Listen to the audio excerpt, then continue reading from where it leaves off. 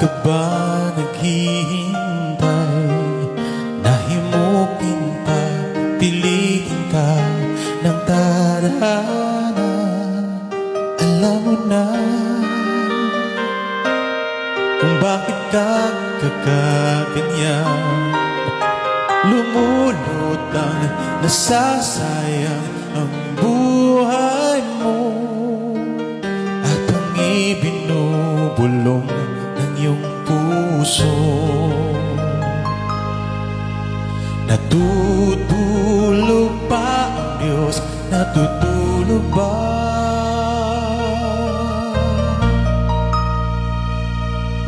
At ikaw ay kaagad sumusuko. Konting hirap at munting pagsubok lamang. Bakit ganyan?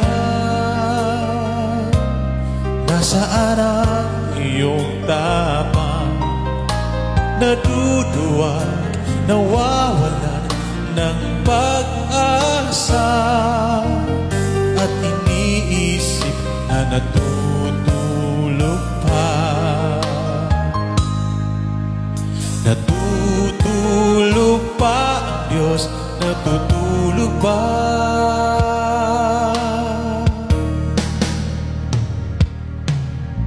Sikapin mo, pilitin mo, tibayan ang iyong puso. Tanging ikaw ang hubog sa iyong bukas.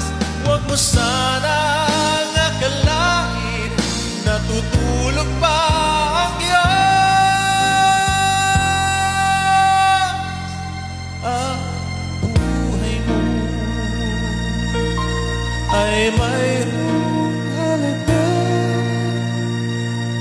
sa Kanya.